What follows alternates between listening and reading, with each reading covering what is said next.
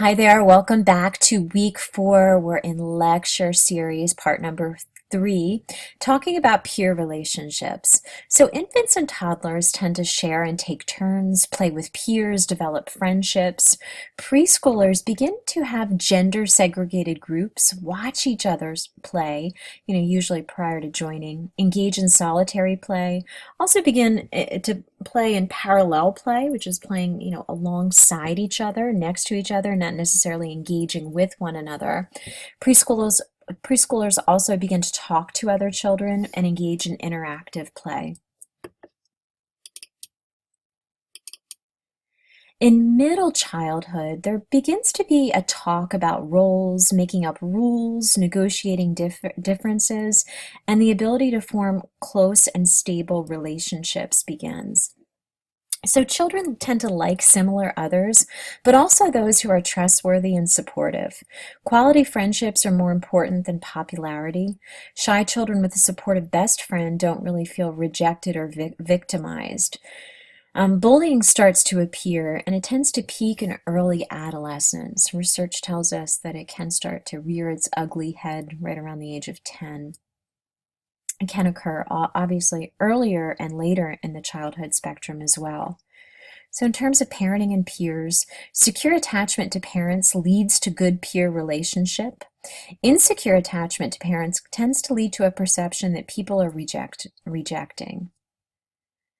In terms of identity in relation to others, in early childhood, children begin to compare themselves to other children. The emergence of self-evaluative emotions tend to come out. There tends to be pride that can evolve due to a sense of mastery. Shame can result as a failure to meet certain standards. Guilt, which tends to arise out of a violation of rules, and it really implies the beginning of morality.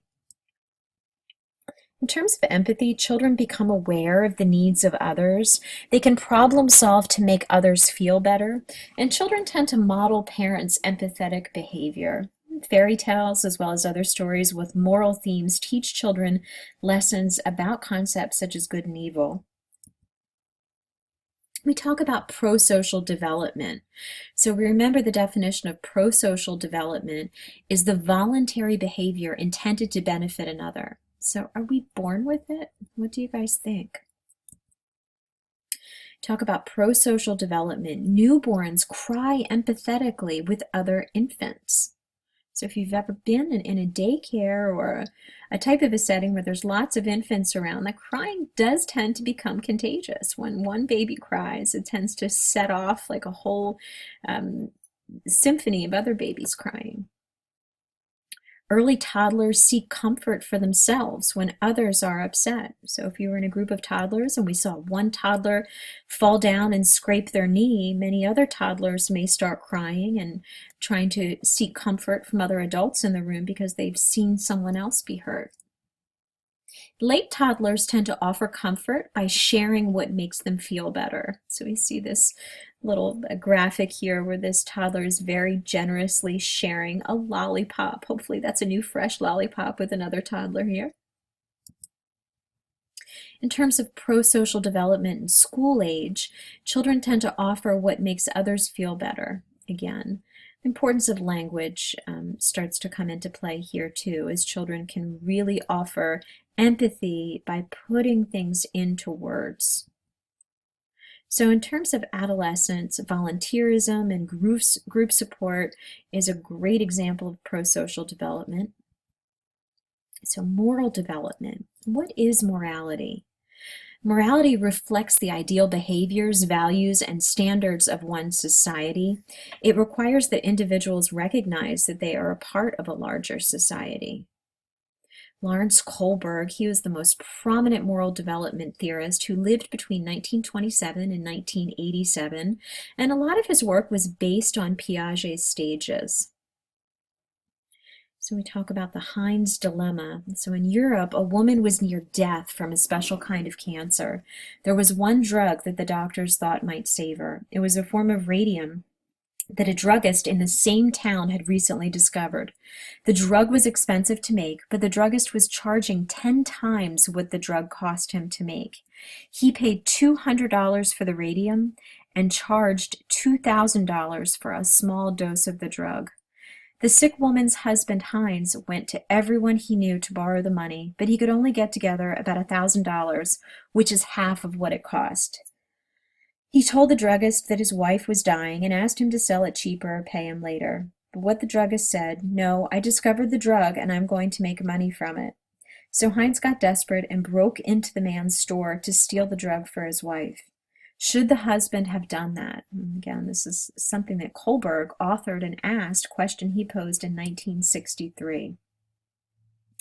So what do you guys think? I mean, that story right there is not unlike a lot of the stories that we hear today in the news media about the cost of prescription drugs, in particular drugs that are used to fight diseases such as cancer, hepatitis C, other diseases like that, very expensive cures and treatments.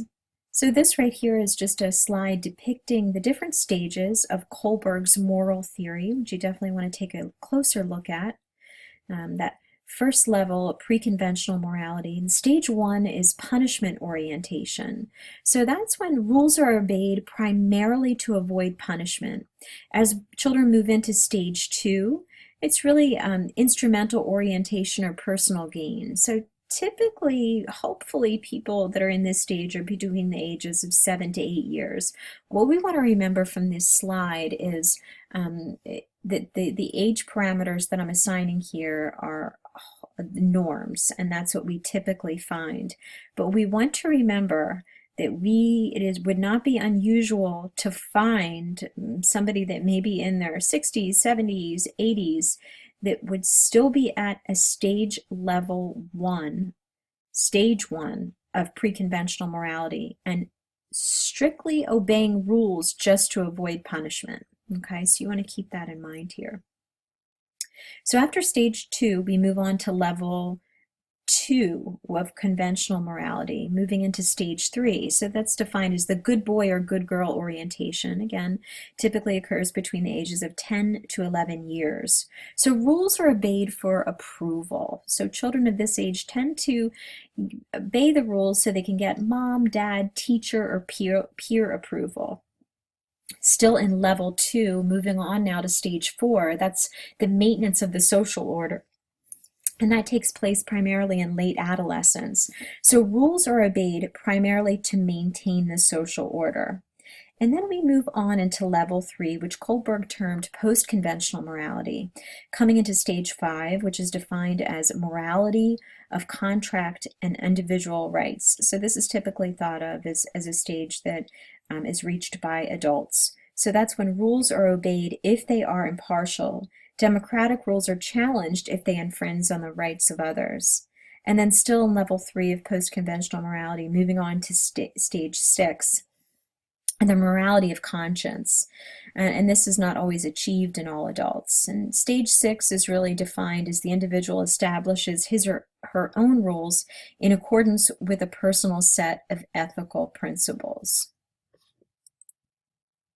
So problems with Kohlberg's theory is it doesn't explain why children disobey.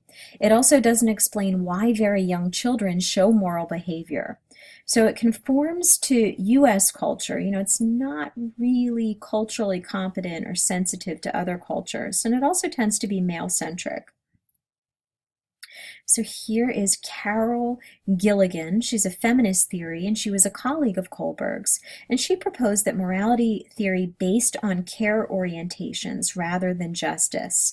She recognized that female decisions are often based on relationships and not laws. So in terms of promoting self-regulation, again, self-regulation is defined as that ability to manage emotions, behavior, attention, and thoughts. And it really depends on physical maturation as well as social interactions. The rules of life, unfortunately, there's no rule book for life that we all get when we come into physical form. Rules of life are learned from parents, siblings, peers, perhaps pastors, church, family, other sources, um, other religions. In terms of rules of society, learns from parents and teachers. The rules of morality, such as sharing, teasing, helping, fighting, learned from interactions with other children. In terms of promoting self-regulation, parents or caregivers, teachers can encourage compliance early on if securely attached children are better self-regulated. So parents can really help encourage self-regulation by first ensuring that secure attachment. Another way that we can encourage compliance or promote self-regulation is through reasoning and explaining. It shows respect for the child.